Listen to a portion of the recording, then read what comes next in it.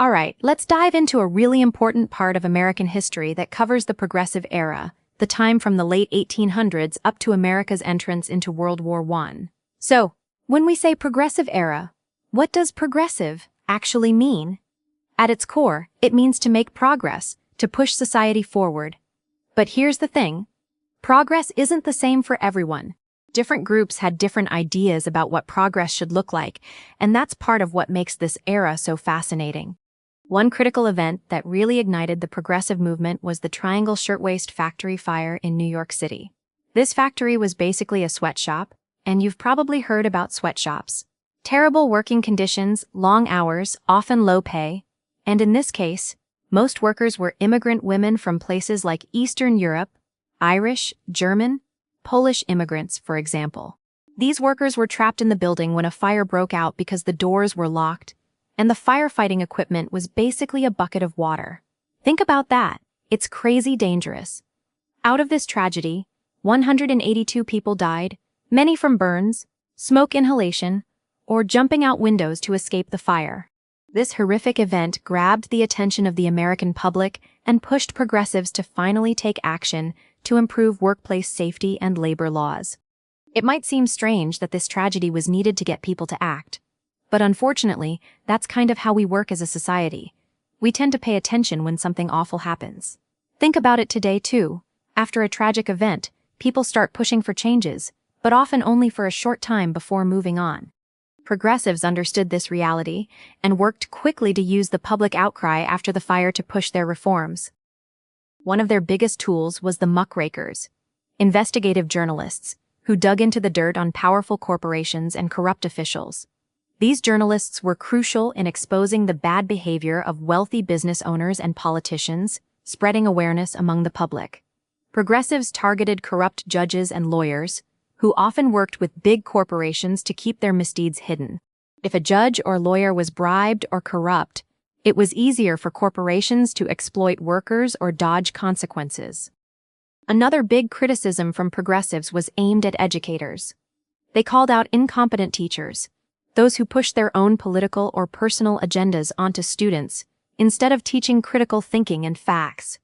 The idea was education should empower you to think for yourself, not just be told what to believe.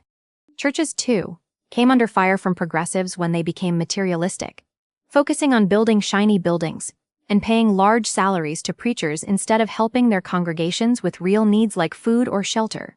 Progressives believed that religion's role should be to support the community, not to become a pathway to wealth. Despite all their critiques, progressives generally believed that most people are decent and kind, but that society's unfairness and corruption push some to do bad things. For instance, they recognized that some lawyers defend corporations so aggressively because that's their job, not necessarily because they're bad people themselves. This nuanced view helps us understand that in complex systems, people often operate within roles that might force morally difficult actions. An interesting challenge within the progressive movement was the gender dynamic. Most progressives were women, but men often held leadership positions. This caused tension because men and women often saw issues differently and had different priorities. Take childcare as an example. Traditionally, women were expected to stay home with sick kids, even when both parents worked, reflecting ingrained societal roles that were hard to change. On issues like birth control, the power dynamics were even more striking. Although birth control affects women's bodies directly, men controlled decisions around it during this period. The progressive era aimed to challenge such inequalities, but had to contend with deep-rooted traditions and biases. Education again shows this gender divide. While many K-12 teachers were women, principals and administrators were often men. When it came to addressing problems like homework or school policies, often mothers were the ones parents turned to, and women were more involved in PTA meetings and school activities. Healthcare decisions were similarly dominated by men, even though women's health was a central issue. The progressive era pushed for reforms, but changing these entrenched power structures proved challenging. Another problem progressives faced was trying to simplify really complicated issues. Things like climate change, which even now is incredibly complex, were often reduced to simpler, for or against, positions. This refusal or inability to embrace complexity could make it harder to create effective or inclusive solutions. For example, industrialization was vital for poorer nations, trying to develop but conflicted with climate goals. Most progressives wanted to see solutions, but the challenge of balancing growth with sustainability was not easy.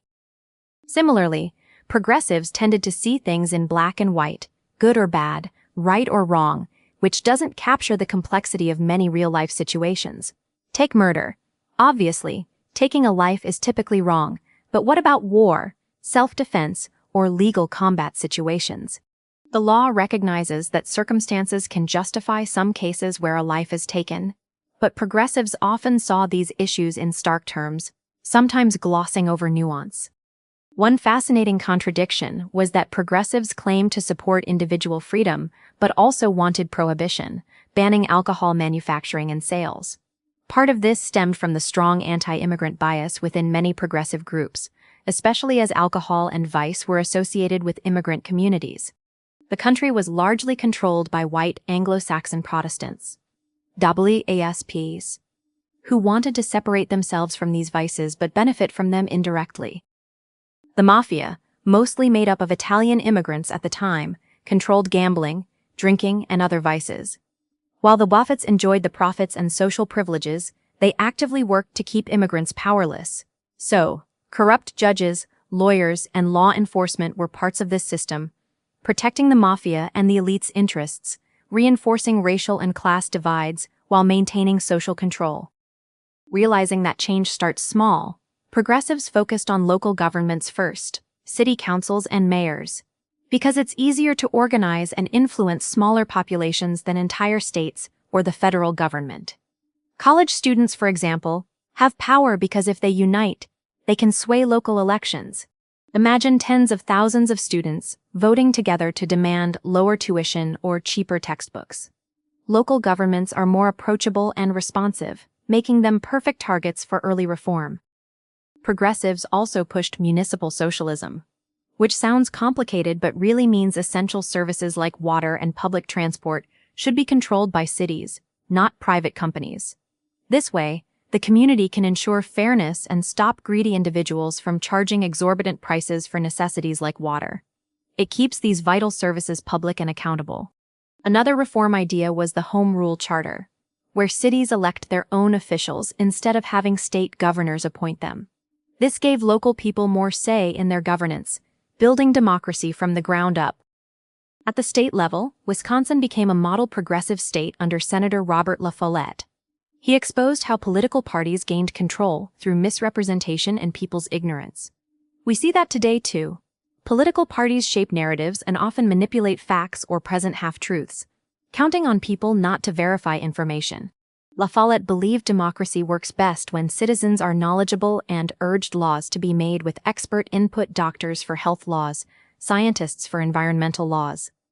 This was to prevent uninformed or unqualified politicians from making bad decisions, a lesson that resonates now more than ever. At the national level, the progressive movement centered mostly around one major issue: women's suffrage, the right for women to vote. Back then, politics was seen as a dirty game, too unclean and corrupt for pure women to be involved with. This was a ridiculous stereotype that kept women out of voting booths just because they were considered too innocent or naive for politics. Many believed women should stick to traditional roles: polite, quiet, obedient, focused on home and family, based on Victorian ideals from Queen Victoria's era, where being a lady meant always modestly dressed, soft-spoken, and never challenging male authority. Women who wanted to vote were often vilified for not being ladylike enough. Another internal struggle in the women's suffrage movement was whether to focus only on voting rights or also tackle other women's issues like sexual consent laws. For instance, at that time, the age of consent in Texas was shockingly low, only 10 years old, which meant a lot of harm could be done without legal consequence. Suffragists eventually decided to prioritize getting the vote first, believing that once women had political power, they could change those other laws. Interestingly, men were terrified of women's votes because they couldn't control how women would vote once given that power. Women could vote however they wanted, independently. Men who held political power tried to keep women from voting, fearing loss of control. Even today, some of these old ideas linger. For example, chivalry often means treating women differently based on outdated notions of gender roles, when ideally we should treat everyone equally, expecting all to take care of their responsibilities and respect each other. So, to recap, the Progressive Era was a complex time shaped by tragedy, reform, and major social debates. Progressives worked to fight corruption in law and business, improve education, regulate materialistic churches, and challenge unfair gender roles. They used tragedies like the Triangle Shirtwaist Fire and muckraking journalism to push reforms, while wrestling with contradictions like advocating for prohibition yet supporting individual freedoms. They knew change was hard and started where they could have the most impact: local government. They pushed ideas like municipal socialism to keep essential services public and championed democracy with knowledgeable citizens and expert lawmakers. At the heart was the fight for women's suffrage, overcoming stereotypes, societal expectations, and political opposition to get women the right to vote. And remember, the lessons of the Progressive Era aren't just history. They remind us about the need for informed citizenship, confronting injustice, embracing complexity rather than oversimplifying, and ensuring everyone has a voice in the democratic process. That's something we keep working on today. Alright, that's your deep dive into the Progressive Era. Thanks for sticking with me through all that, and good luck on that exam coming up. Just bring your number 2 pencil and Scantron, and you got this. Alright, let's dive into some pretty fascinating stuff about early 20th century American history, focusing on women's suffrage, Teddy Roosevelt's presidency, and the political shifts around that era, and I'll walk you through the big ideas, the lessons, and some of the drama involved. So, hang tight, because there's a lot to cover, and I'm going to make it smooth and easy to follow. First up, the women's suffrage movement. This was a smart, strategic campaign. Instead of pushing for voting rights nationwide right off the bat, the leaders decided to focus on the western states. Why? Well, the West was relatively new territory, so it didn't have the entrenched political systems that might resist change. Plus, there were fewer women there, so they wouldn't dramatically alter political outcomes, meaning the men there might have been less threatened by women gaining the right to vote. The main goal was simple: just to be able to vote. And that strategic focus on the West worked, as the West became the first region to grant women voting rights. Turns out, when women did start voting, the world didn't collapse. They made good decisions. This paved the way for the 19th Amendment, which eventually secured women's right to vote nationwide. So, the takeaway here is that focused, smart strategy sometimes beats going too broad too fast, especially when trying to change big systems. Now, shifting gears to Teddy Roosevelt. He steps into the presidency after McKinley's assassination in 1901. Teddy comes from wealth, is a Republican and a former governor of New York, but he's unlike any previous Republican president. Earlier presidents bent under the weight of big businesses. They were more like puppets. Teddy? No way. He's aggressive, outspoken, and lives by the motto: speak softly and carry a big stick. Basically, he believed in diplomacy, but was prepared to use force. The big stick being military or legal power if needed. Plus, he saw the presidency as a bully pulpit, which means a powerful platform to push his agenda, whether people liked it or not. Teddy was famous for being a trust buster. But more precisely, he just wanted businesses to obey the law. For instance, he went after Northern Securities, a big trust owned by J.P. Morgan. When Teddy invited Morgan to discuss his business, Morgan just flat out refused to show up. So Teddy got out the big stick and had Northern Securities broken up. Same story with Standard Oil, controlled by Rockefeller. Teddy basically told them to play by the rules or else, and the trust was knocked down. This didn't sit well with the Republican Party, which was all about protecting the rich and powerful, so Teddy started ruffling some feathers. Around the same time, there was a massive coal strike, which was a huge deal. It was like not having gasoline today. The coal strike threatened to shut down the country, and everyone looked to Teddy. On one side, you had the owners, led by George Baer, and on the other, the workers, led by John Mitchell. Workers wanted an 8-hour day, pay raises, and union recognition, pretty basic stuff we'd expect nowadays. Owners, predictably, said no. Past presidents always sided with the owners and busted strikes, but Teddy did something different. He invited both sides to the White House to negotiate. The workers were thrilled, especially because the president acknowledging them was a big deal. But Bear, the owner, acted stubborn, telling Teddy it was none of his business and that God was on his side. Not a smart move when Teddy's involved. Teddy threatened to send in the military to mine the coal himself if they didn't reach a deal. He would make sure coal got to the people but that the owners wouldn't earn a dime until they negotiated. Constitutionally, he couldn't actually do that, but the threat was enough. The settlement they reached gave the workers a 9-hour day and a 10% pay raise, better than nothing. And peace was restored. This was called the Square Deal, highlighting Teddy's attempt to be fair to both labor and capital. While this was happening, Teddy also pushed through child labor laws, raising the minimum work age significantly. Back then, kids as young as 5 worked in dangerous conditions like coal mines and factories. Terrible, right? Of course, businesses hated losing cheap labor, but Teddy pressed on. He also worked to clean up slums by pushing for better housing conditions, like enough bathrooms and heat, which was a big step for public health and dignity. Unsurprisingly, business and political elites weren't thrilled since these reforms cost them money. Then, a bombshell came with the publication of The Jungle by Upton Sinclair. This book, though fictional, was based on real experiences in a Chicago slaughterhouse and revealed the horrifying realities of meatpacking at the time. Things like processing diseased animals together with healthy ones, contamination by rats and roaches, blood flying everywhere, and unsafe conditions. People couldn't really tell good meat from bad, and had no way to know what they were really eating. The muckraking exposed by Sinclair horrified the public, and they turned to Teddy for action. In response, Teddy pushed through the Pure Food and Drug Act, which led to the creation of the FDA, the Food and Drug Administration. The FDA's job became to ensure that food and drugs were safe. Imagine before this act came in, the only barrier between you and your medicine might have been a cotton ball in the bottle. Years later, incidents like the Tylenol murders in the 1980s showed why safety seals were necessary to prevent tampering. This all shows how sometimes tragedy or scandal drives reform. The FDA still has its flaws, but it's a crucial protector of public health. Unsurprisingly, the Republican Party wasn't happy with all these reforms. Things got even more interesting when they called Teddy a liberal, meant as an insult. But Teddy didn't take that sitting down. He promised to show them what a liberal is, and proceeded to protect 130 million acres of land by setting them aside as national parks, places untouched by development or business.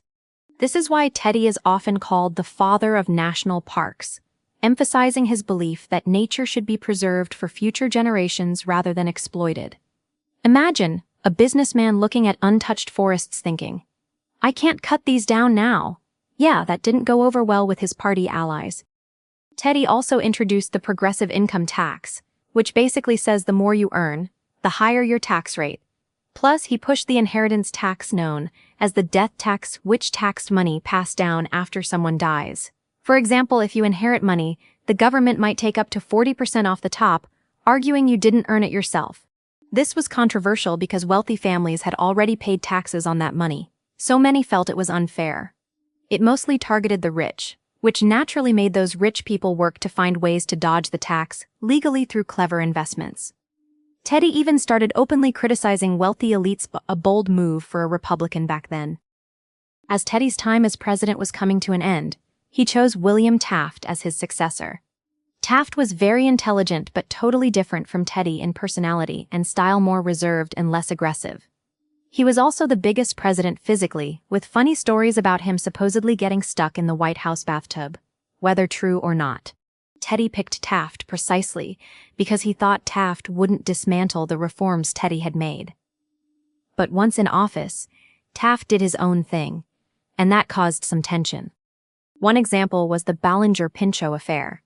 Ballinger was Secretary of the Interior, responsible for the country's natural resources, and Pinchot was the chief forester under his department. Pinchot criticized Ballinger openly, accusing him of being too friendly to business interests at the expense of conservation. Since Taft was now president, he sided with Ballinger and fired Pinchot, Pinchot, a good friend of Teddy's, went straight to him for support. Teddy felt betrayed and angry, and that feud underscored the growing rift between Teddy's progressive policies and Taft's more conservative approach. This all set the stage for the 1912 presidential election, which would become a real showdown. Teddy wanted to come back and get the Republican nomination, but the party wasn't having it. They chose Taft instead. So Teddy did something unusual. He created a third party, the Progressive Party, nicknamed the Bull Moose Party. Having a third party usually splits votes, often hurting one of the major parties. And here it was the Republicans who got hurt. This split in the Republican vote handed the presidency to Woodrow Wilson, the Democratic candidate. Speaking of Wilson, he was a former governor of New Jersey, and definitely an interesting figure. Unfortunately, he was a hardcore racist who didn't hide his views. He even supported a movie glorifying the Ku Klux Klan, showing just how openly racist he was. On top of that, Wilson thought he was the smartest person in every room, refusing to really listen to advice from experts or critics. Sound familiar? This hubris often backfires, and having such a closed mind doesn't help a leader make sensible decisions. So that brings us to the end of the story here, with Wilson taking office, thanks largely to the Republican split caused by Teddy's Bull Moose Party. The history of this era is rich with conflict between progressives who wanted reforms to help workers, the environment, and everyday people, and conservatives largely protecting business interests and the status quo. We saw how Teddy Roosevelt's bold, forceful, and sometimes controversial leadership pushed the country toward reform, but also ignited fierce opposition even within his own party. Remember how the coal strike showed Teddy could balance fairness and firmness? Or how the jungle brought food safety into the spotlight? Or how the women's suffrage movement patiently used regional victories to eventually win at the national level? All these moments highlight the complexity of change, how it's about strategic action, courage to confront powerful interests, and sometimes unexpected alliances. So, looking back, the takeaway is that leadership isn't just about holding power. It's about using it wisely, sometimes shaking things up, and knowing when to push for justice and reform, even if it ruffles feathers. At the same time, there's always pushback, and navigating those tensions defines our political landscape. And that's the story: women winning the vote in the West, Teddy Roosevelt reshaping the presidency, Taft's different style causing fractures, the emergence of the Bull Moose Party, and Wilson's controversial rise to power, wrapped up with efforts to protect workers, the environment, and consumer safety. It's a powerful chapter in American history showing how progress often comes with drama, resilience, and a whole lot of negotiation. Thanks for sticking with me through this deep dive.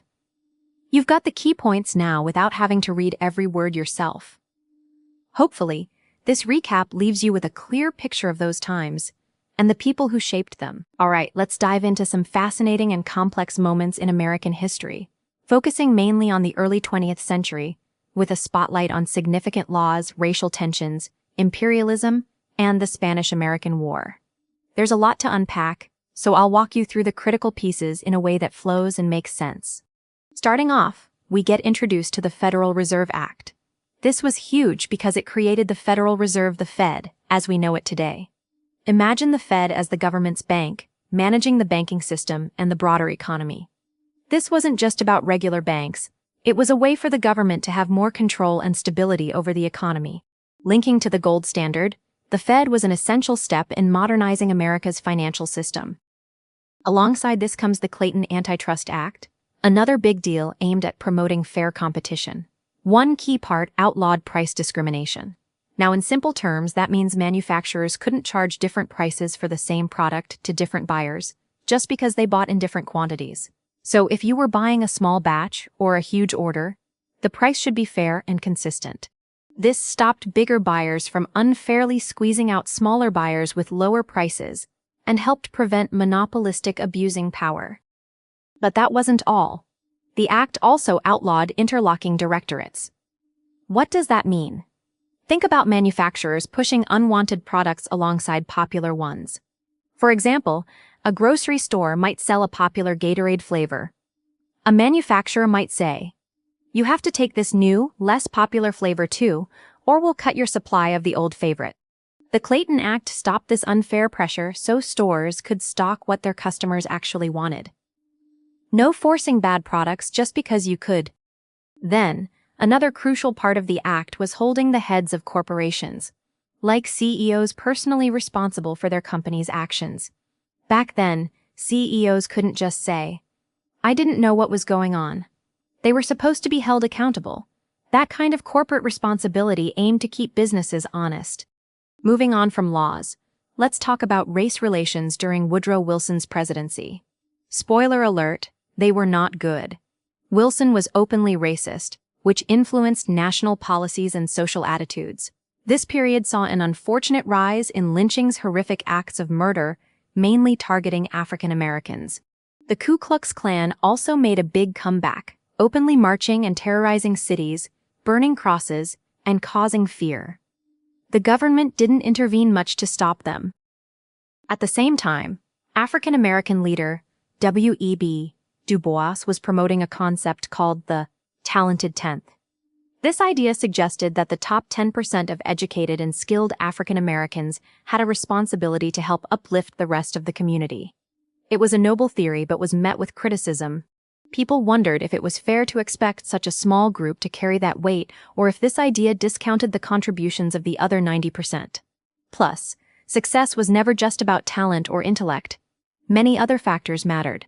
Despite the criticisms, Du Bois' message highlighted the importance of leadership and responsibility within marginalized communities, even though it was controversial. Now, let's shift gears towards American imperialism, a topic loaded with debate back then and often misunderstood.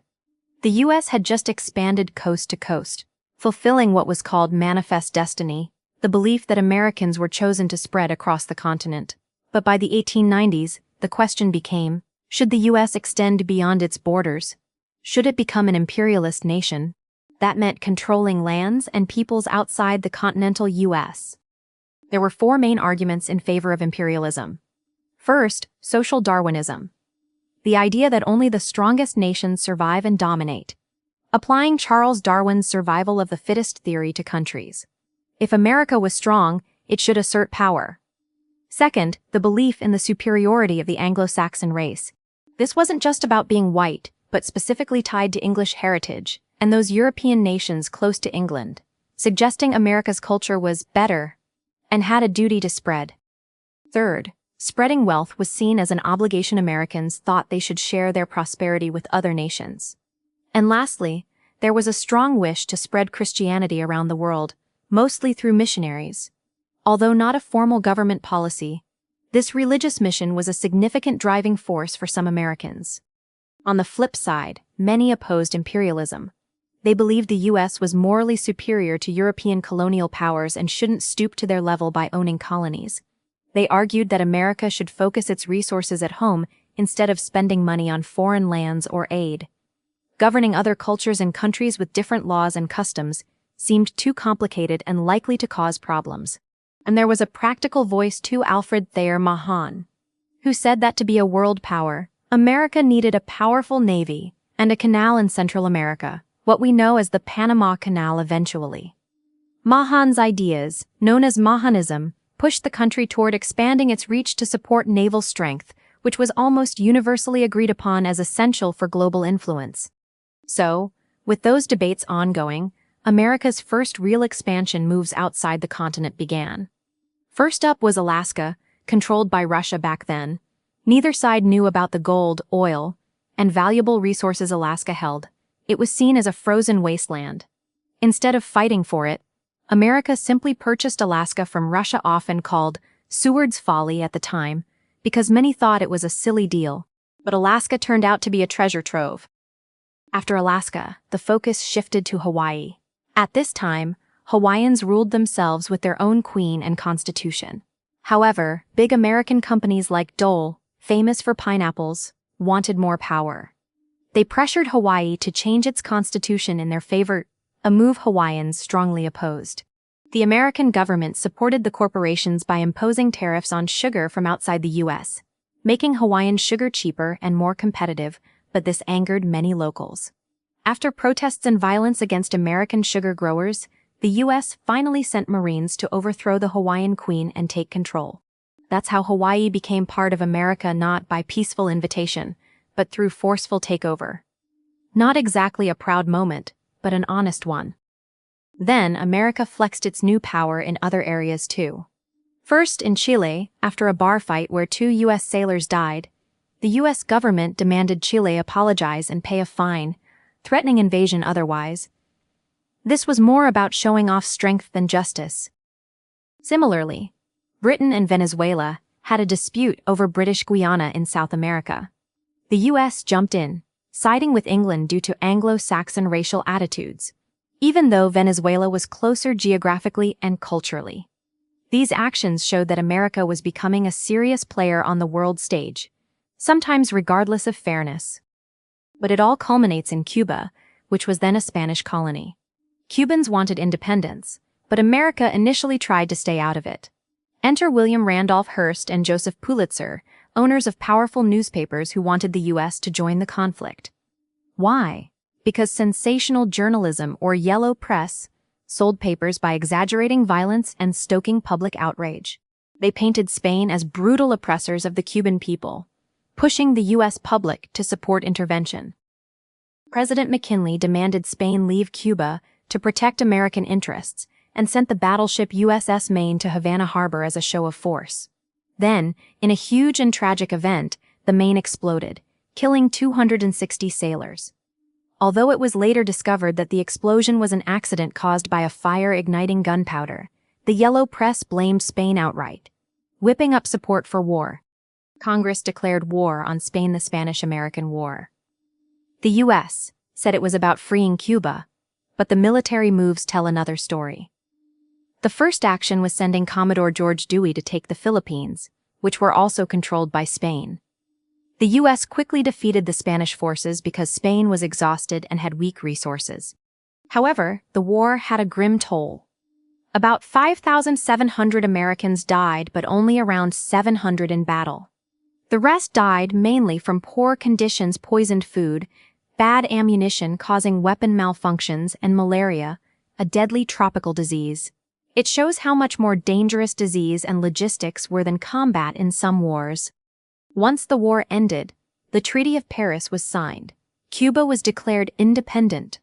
But notably, the treaty didn't guarantee full sovereignty, meaning the U.S. still controlled various aspects behind the scenes. America also took full control of the Philippines, Puerto Rico, and Guam. These territories became American protectorates, not fully equal to states. For instance, Puerto Rico sends representatives to Congress, but they can't vote. The Filipinos, expecting their own independence after Spain was kicked out, were furious and resisted U.S. control. This sparked the Filipino-American War, a brutal conflict many Americans don't learn about. The U.S. military committed horrific atrocities, starving people in concentration camps, killing women and children, and violently suppressing resistance. This was a war of race and religion as well, with Filipinos mostly Muslim and seen as inferior by many Americans. It was part of America's grim message on the world stage: defy us and face consequences. So, looking back, this period shows a country transitioning from a continental power to an imperial one, with all the good and terrible that entails. From creating financial stability with the Fed, promoting fair business practices with the Clayton Act, to grappling painfully with racism, and then aggressively expanding its reach overseas, America's journey was complex and often contradictory. And that's the story: laws that shaped the economy, racial conflicts that scarred society, and imperial adventures that defined the nation's role in the world. It's a lot, but understanding these moments helps us see how today's America was shaped, for better and worse. Thanks for sticking with me through all that history.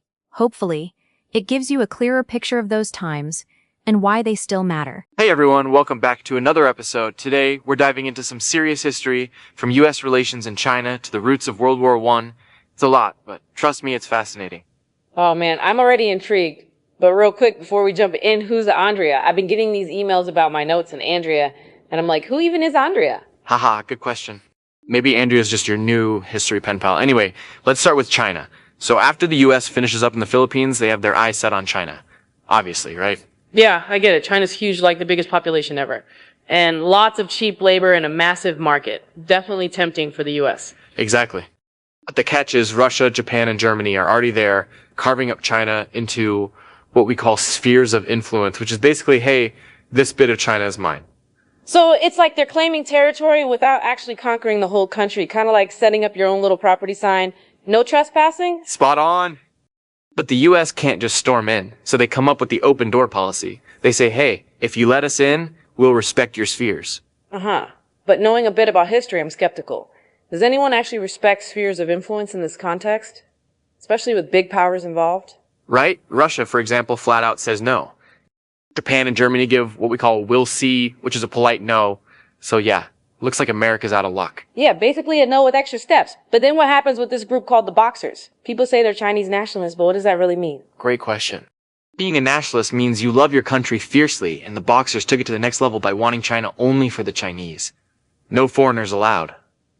Oh wow, so like extreme hometown pride. They start attacking Russians, Japanese, and Germans, who are the foreign powers messing with China. Exactly.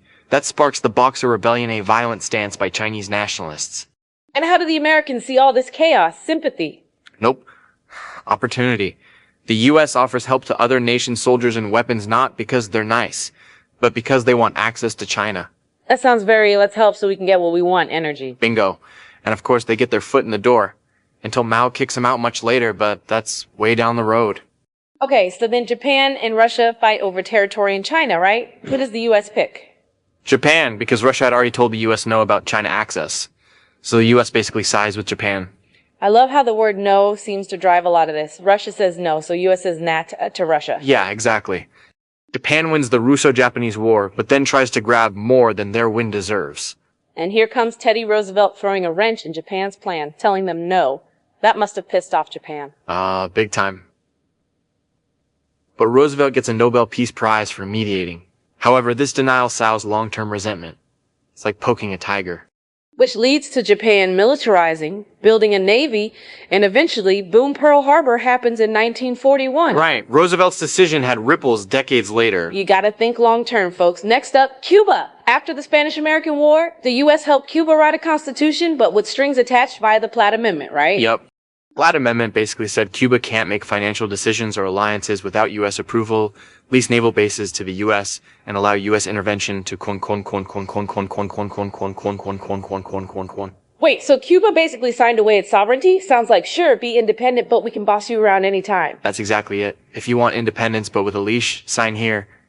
And like a smoking gun, we still have Guantanamo Bay Naval Base today as proof of that deal. Guantanamo, a place everyone remembers from post 9/11 stuff. Nice historical link. What about Puerto Rico and Guam? After the Spanish-American War, we took those too. How are they different? They're American protectorates. They belong to the U.S., but don't have full rights like states. They send representatives to Congress but can't vote. That sounds kind of like being in the friend zone. You're part of the U.S., but not quite equal. Exactly. The Supreme Court's insular cases confirmed they could be treated as inferior territories. Ouch. And this was reaffirmed even recently, huh? Yep, so their status hasn't changed much. Then moving south, Teddy Roosevelt and the Panama Canal saga. The French started it but couldn't finish, so the U.S. stepped in, right? Exactly. The French were stuck, so the U.S. bought the project for $40 million. But there was a snag: we didn't own the land. So owning the project but not the land is like building your dream house on someone else's yard. Perfect analogy. Panama was part of Colombia, so the U.S. offered Colombia $10 million plus rent for the land. And Colombia said? No. Again with the no. Teddy hates that word. Absolutely. Instead of war, well, kind of a sneaky war, Roosevelt helped Panama declare independence from Colombia. So it's like Teddy said, I'm just going to help you break up, and if Colombia tries to stop it, I'll attack you. Right. Panama becomes independent and sells us the canal zone for $10.25 million, and voila, Panama Canal time. Smart, though a bit shady. Obviously, Teddy gets criticized for this. For sure. His motto was basically, I'll do it and we'll figure out if it was right later. Don't try that at home, kids. Definitely not. Then Teddy created the Roosevelt Corollary to the Monroe Doctrine, basically saying the U.S. will act as police in South America. So the U.S. could invade any country it decided was chronically wrongdoing. Exactly. And chronic wrongdoing was whatever the U.S. said it meant. That sounds like a very subjective reason to invade a country. It was basically a green light for U.S. intervention in Latin America. No wonder it's called the big stick policy.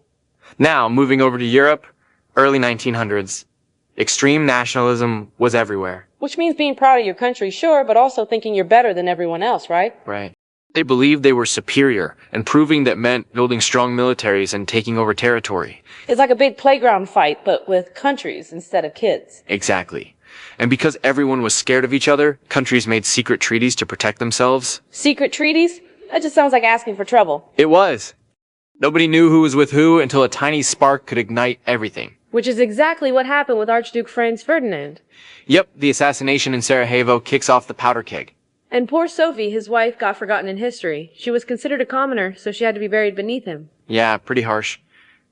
Anyway, Franz Ferdinand was heir to Austria-Hungary, a big empire, and he was visiting Serbia when he got assassinated by anarchists called the Black Hand. Anarchist people who want chaos, basically throwing a wrench into the system. Right, they wanted to destabilize things, and that assassination made Austria-Hungary declare war on Serbia. But Serbia had Russia's back due to a secret treaty, so Russia declares war on Austria-Hungary. Then Austria-Hungary's friend Germany jumps in. Meanwhile, Russia is tied to France, and Germany is allied with the Ottoman Empire. This domino effect turned into the massive clash we call World War I. Precisely. Central powers on one side, allied powers on the other. And it dragged other nations in. What really changed the game, though, was new technology machine guns, poison gas, tanks, airplanes. Weapons that could kill tons of people way faster than ever before. And then you have trench warfare, right? Miles of trenches where soldiers lived in mud, ate, went to the bathroom. Right there in the trench, often with no clean water or showers. It was awful. I remember watching the movie 1917, and it really showed how grim that life was. Yeah, very intense and depressing, but super accurate. Meanwhile, the U.S. stayed out at first. Woodrow Wilson, our prez, said the U.S. would be neutral and make money selling to both sides. Precisely. The Declaration of London allowed neutral nations to sell to both sides. But was the U.S. really neutral? England had a powerful navy and controlled the seas, while Germany was landlocked. Yeah, so English naval forces often seized shipments to Germany, which irritated Germany and made them feel the U.S. was siding with the Allies. And then Germany launched the U-boats, underwater submarines to sink ships, including the Lusitania. The Lusitania was a civilian ship with tons of passengers, including 128 Americans. Germany justified sinking it by claiming it carried weapons, but it was controversial. So do we jump into the war then, since Americans died? At first, Wilson says no. The U.S. stays neutral despite public outrage. That leads me to wonder if, in today's context, say Russia and Ukraine are at war, and Russia shoots down a plane killing tons of Americans, would the U.S. jump to war? Good question. When asked, most people say probably not, unlike the WWI scenario where public pressure was intense. Maybe war fatigue? Or realizing it's complicated and costly? Probably both. Wilson's cautious at first even, though. Eventually the U.S. gets involved. All right, that's a whirlwind tour through some intense history. From spheres of influence in China to World War I trenches. Totally. Thanks for tuning in and following along as we unpacked all that. Next episode, we'll dive into what happens when the U.S. finally enters WWI and the aftermath. And maybe I'll find out who Andrea is. Hopefully. Be sure to like, subscribe, and if you enjoyed this episode, share it with a friend. History is wild, but it's also our story. Stay curious, stay safe, and we'll catch you next time. All right, let's dive into the fascinating period around the U.S. involvement in World War I and really unpack what happened and why. So, it starts with the 1916 presidential election. Woodrow Wilson, the incumbent, was going for re-election, and the Democrats made their campaign all about the slogan, "He kept us out of the war." At this moment, America was neutral, and that phrase captured a real desire to stay out of the European conflict. But here's the twist: Wilson himself hated that slogan. Why? Because deep down, he knew the U.S. wasn't going to stay out forever. He was already foreseeing that war was coming. Wilson did win the election, and after his victory, he tried to offer Europe two big ideas. First, he proposed what he called peace without victory. Basically, he wanted the fighting to stop without anyone being officially declared the winner. Think about that for a second. The war had been raging since 1914, and Wilson's hope was that they could just call it quits and avoid the devastation continuing. However, if you put yourself in Europe's shoes, would you accept peace without a winner after all this bloodshed? Probably not. They were committed to seeing their side come out on top. The second idea Wilson had was about a new world order, where every nation would be self-governing and no country would dominate another. Sounds pretty fair and peaceful, right? But again, Europe wasn't on board. Remember, many European powers had colonies and didn't want to give those up. So, his visions were noble but clashed with the reality of political ambitions at the time. Now, the US wasn't pulled into the war over direct attacks or huge American casualties initially. There were some American lives lost, but not enough to spark a full entry. What really nudged the US into war was the infamous Zimmermann telegram. This was a secret message sent by Germany to Mexico, intercepted by the British intelligence. Germany promised Mexico that if they attacked the US, and kept them busy, once Germany won, Mexico would regain lost territories like Texas, New Mexico, Arizona, and yes, even Florida was mentioned. Wild, right? Mexico quickly turned that offer down because realistically, even with Germany winning, which was uncertain, they had no power to reclaim American lands. Still, the British handed the telegram over to Wilson, basically forcing his hand, with a bit of pressure. They essentially said, "If you don't act, we'll reveal that you knew about this threat and did nothing." So yeah, a bit of diplomatic blackmail was involved. Fast forward to April 6, 1917, and the US officially enters World War I. Were we ready? Not really. No country ever is truly ready for war, but once the declaration was made, things moved quickly. The government created several agencies to mobilize the economy and society for war. One key agency was the War Industries Board, or WIB. Its job was to control prices on goods and services vital to the war effort. Why? Because the government didn't want businesses gouging consumers or the military. Imagine if suddenly lumber or steel prices skyrocketed just because they could. The WIB kept things in check and also introduced rationing to make sure necessities like meat, gasoline, rubber, and sugar didn't run out. Ration books were handed out so everyone got a fair share, although some opportunistic groups, like the mafia, found ways to profit by then selling ration numbers illegally. Classic black market stuff. Then there was the Food Administration. Its mission was simple but crucial. Make sure farmers got paid fairly so they kept producing food. Because without enough food, the nation, and the army, couldn't survive. Farmers were the unsung heroes in this effort, and the government made sure to support them. Another important group was the National Labor Board. Now, this one had a tricky job. It protected unions to keep workers happy and productive, but also prevented strikes to avoid disruptions during the war. So they kept a delicate balance supporting workers but stopping them from halting production at key moments. On the information side, the government wasn't shy about propaganda. They created the Committee on Public Information, basically a pro-war propaganda machine. The idea was to rally public support through newspapers, posters, and films. One of their main messages was that this war was a fight to save democracy, which wasn't exactly true but helped justify the government's actions, even some that limited individual freedoms. And speaking of freedoms, the government passed the Sedition Act, which made it illegal to criticize the war effort or the government. You could actually go to prison for speaking or writing anything deemed harmful to national unity. The government basically said, "We're at war, so don't question us." A famous example was Eugene Debs, a politician who spoke out against the war and was sentenced to 10 years in prison. He was standing up for the First Amendment, which is ironic given the whole situation. Another group that popped up during this time was the American Protective League, a civilian organization that acted like Neighborhood Watch for patriotism. They made sure people bought Liberty bonds, which were war bonds meant to finance the conflict. If you worked in a factory and didn't buy a Liberty bond, the League might pressure your employer to fire you to keep the company's reputation American. It was an intense peer pressure and spying culture, with neighbors encouraged to spy on each other, especially focusing on people with German heritage or others considered suspicious. German culture, naturally, became a target. German language instruction was pushed out of schools. Even foods with German names got rebranded. Sauerkraut became Liberty cabbage. It's a funny but telling example of wartime nationalism. And hey, this kind of stuff didn't just happen in World War I. Fast forward to the 1990s Gulf War. And remember how French fries got renamed Freedom Fries in some places because France wouldn't let American planes fly over during the conflict. History does repeat itself. Back to the draft. Johnson signed the Selective Service Act, which still exists today. Every male citizen aged 18 to 25 had to register for the draft. Women didn't have to register, and only this narrow age range was targeted because young men were considered the best soldiers. You know why?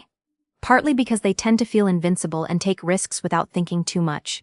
Their brains aren't fully matured yet, especially the parts controlling judgment and risk assessment, and that makes them more likely to follow orders like storming a dangerous hill without hesitation. Once drafted, many young men headed to France, where American troops earned a nickname from the Europeans. They were called doughboys.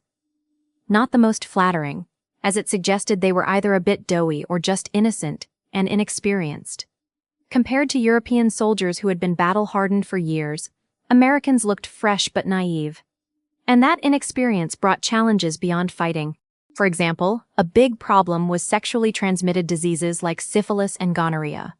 Soldiers spent so much time away from home and in stressful conditions that many contracted STDs, which injured the Army's effectiveness. Commanders had to impose restrictions on soldiers going off base to try to control it. They even had different categories for women: red lights, who interacted with officers, and blue lights, who were with soldiers. Medical treatments back then were rough and not very effective, adding to the hardship. Despite these challenges, once American troops started arriving in force, Germany realized they couldn't win against the fresh American reinforcements. Among the many troops were special groups like the Harlem Hellfighters, a predominantly African-American regiment from Harlem in New York City. These soldiers led some of the longest combat deployments alongside the French because the U.S. Army was still segregated. The Hellfighters not only proved themselves on the battlefield, but also introduced jazz music to Europe, a uniquely American art form created by African Americans. Jazz brought new rhythms, culture, and life to Europe during this grim time, and it's fascinating how cultural exchange can come out of even the darkest situations. Speaking of individual soldiers, Private Cerna was the most decorated soldier from Texas during World War I. He was an immigrant from Mexico and should have received the Medal of Honor multiple times but didn't, mainly because he didn't speak English well and racial and ethnic biases played a role in denying him full recognition. His story shows how prejudice was still strong even in moments of heroism. When talking battles, one of the most brutal was the Battle of the Argonne Forest. This battle lasted about 2 weeks but was devastating. About 120,000 American soldiers were killed or wounded in that short time. To put it into perspective, compare that to over 20 years in Afghanistan, where there were around 2,459 casualties. The scale and intensity of losses in World War I were staggering, and many forget how fierce those fights were. Finally, the war ended on November 11, 1918, at precisely 11 a.m. This moment has been commemorated ever since, marking the bloodiest conflict to that point in history. As the war drew to a close, America began adjusting to peacetime, but the impact of these events shaped the nation in profound ways. So, in a nutshell, we went from staying neutral to being thrown into a massive, brutal war driven by political pressures, intercepted telegrams, and strategic considerations. We saw the government vastly increase control over the economy and society, often at the expense of civil liberties, all under the banner of saving democracy. Soldiers were young, inexperienced, and faced grave dangers both from combat and disease. Yet, amidst all the hardship, groups like the Harlem Hellfighters made lasting contributions not only militarily but culturally. And once the war finally ended, those experiences laid the groundwork for how the U.S. would approach global conflicts in the future. That's the big story of America's entry and role in World War I, complex, intense, and a turning point for the nation both at home and abroad. Hopefully, this recap gives you a clear picture of the main players, the key events, and the real human experiences behind the history books. Thanks for listening, and stay curious.